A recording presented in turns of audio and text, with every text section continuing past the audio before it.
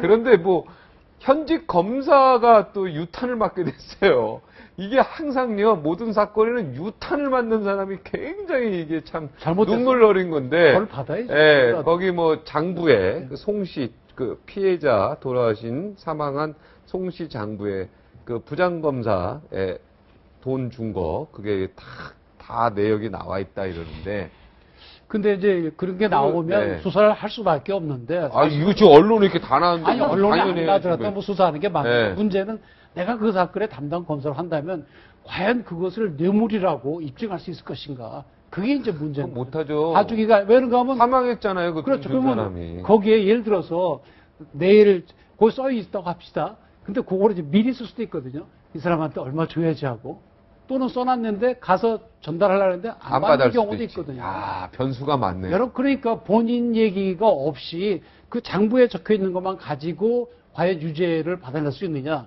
현실적으로. 그게 이제 고민인 것이죠. 야, 가재는 개편이라고 딱. 아니요, 동료 검사편 딱. 아니요, 주시는데. 누구라도 마찬가지입니다. 그런데 이거 여론적으로, 여론 국민의 입장에서는 이 받은 검사, 그러니까 받을지 안 받은지 모르지만 이 장부에 나온 검사, 이거 처벌받아야 된다라는 게. 아니, 조사를 해야 되는 것이죠. 아, 그러니까 이게 저는 국민의 한 사람으로서 이 기사를 보면서, 야, 이거 문제 있다. 이거 보면서 당연히 조사해서 옷 벗겨야 된다. 이런 생각이 국민의 한 사람으로서 드는데, 다른 사람도 들 거 아닙니까? 사실이라면, 당연하죠. 아니, 그런데 지금 또 우리 정 변호사님 얘기 들으니까 갑자기 또 헷갈린단 말이에요. 아니, 거기 뭐 서울시장한테 또 2억 준다, 그것도 써놨다며. 네, 아니, 그냥 정 변호사님 얘기 들으니까, 맞다, 이 얘기도. 돈 가지고 갔는데 저쪽에서 안 받을 수도 있고, 자기가 미래에 줄 거를 그냥 쓴 것도 있을 수 그러니까 결국은 이 당사자인 송 씨가 사망하고 없는 상황이라는 게 가장 이제 문제인 건데 어쩔 수 없고요. 그 부분은 어쩔 수 없고 결국 장부를 가지고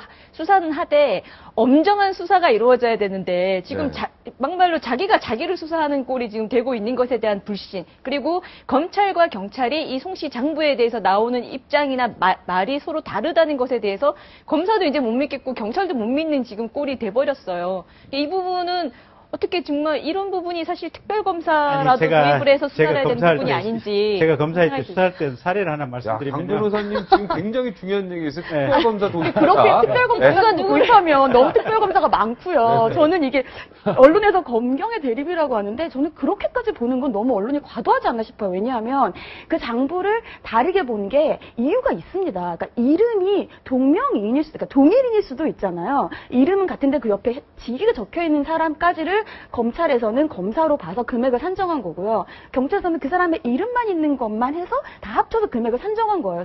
그래서 금액이 다른 거를 마치 지금 두 기관이 함께 수사를 하고 있고 그 금액이 다르기 때문에 검찰은 자기 검사 제 식구를 감싸기이고 경찰은 검사를 못 믿어서 뭐 검경 수사권의 뭐 비하 저렇게까지 나오는데 저는 너무 언론이 과도하게 하는 게 아닌가 싶어요. 내가 아는 사람 중에 동명이인이 그렇게 많습니까? 이것도 상식적으로 우리가 접근해야 되는 거 아니에요? 아니, 근데 이름이 뭔지 모르겠는데, 예를 들어 최담배 이런 이름은 거의 없습니다. 그런데 김명수 이런 이름은 한 10,000명은 나올걸요. 그래도 내가 아는 사람 중에 이름이 똑같은 사람이 있을 수는 있지만 그렇게 자주는 없잖아요. 우리가 상식적으로 접근합시다. 어차피 상식적으로 보면 저 장부에 적힌 내용이 맞을 거예요.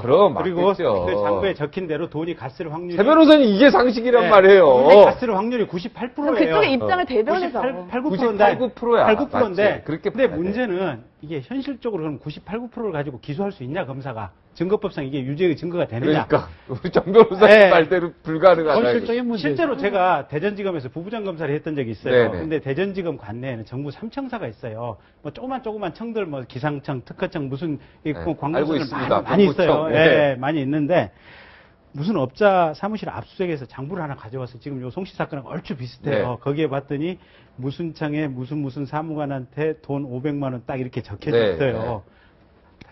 야, 이거 제대로 잡았다. 제대로 잡았다. 박수 딱 지금 검사할 때. 그 사람 죽지도 않았잖아요. 살아있는 사람. 현직이잖아요. 아니, 이제 준 사람. 준 사람도 살아있고. 장부주인도 살아있고. 그래서 불렀어요. 불러가지고. 이거 어떻게 된 거야? 이거 당신 이거 몇 월 며칠 날 준 거 아니냐. 사실대로 자백을 해라. 이 양반 자기가 실은 룸사롱 다니는 걸 굉장히 좋아한다. 그래서 룸사롱 가서 이렇게 술값을 이렇게 펑펑 쓰는데 마누라가 맨날 장부를 본다. 근데 이제 사업장을 마누라가 이게 눈을 뚫어지게 쳐다보고 있는데, 이 장부를 보고 있는데, 마누라한테 내가 눈사람 가서 쓸 술값을 이게 빼내야 되는데 술값을 빼낼 명분이 없다. 그래서 마누라한테 거짓말하고 준다고 해놓고 이렇게 적어놓고 난 빼온 것이다라고 얘기를 해요. 네. 근데 전체적인 정황은 이 공무원하고 이 사업자하고 틀림없이 관련이 있는 업무에도 분명히 있었어요. 그 시점에 해가지고. 근데 문제는 핸드폰 통화 내역 조회하면 이게 10개월인가밖에 안 나오잖아요. 네. 그 줬다고 하는 날짜도 정확해요, 보면. 그럼 그 시간대 같은 기지국 내에 있었던 통화 내역이 있다면 이거는 얼추 추정을 해가지고 둘 다 잡아서 뭔가를 이제 강하게 추궁을 해볼 수도 있잖아요. 네.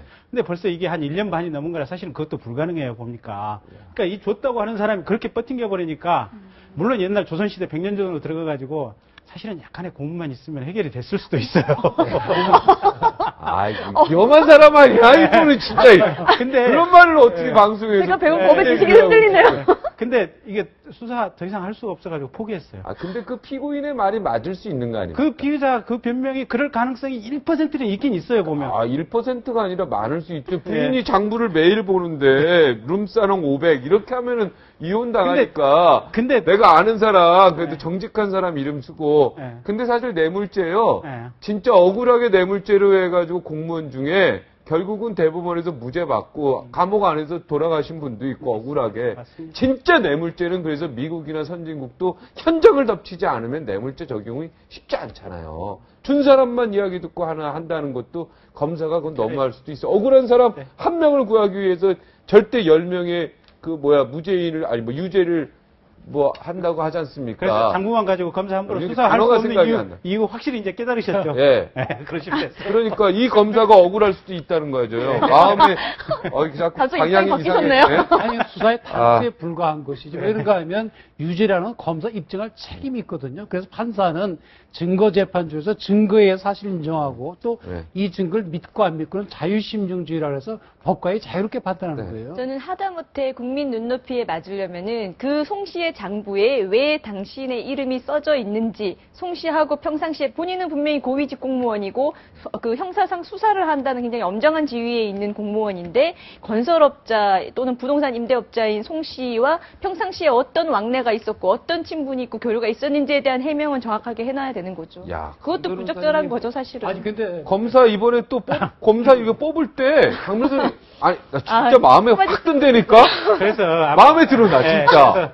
거기 이름에 왜 나왔는지 그것까지는 해야 되는 거 아니야. 그정도는 스스로 강력 추천합니다, 여기 검사로. 아니 그런데 문제는 그 해명이 거짓말이나 의심이 들더라도 검찰 입장에서는 이것이 거짓말이라는 것을 입증하는데 그쳐서는 안 되고 이 돈이 진짜로 직무원에 넘어갔다는 걸 입증을 해야 되는 거예요.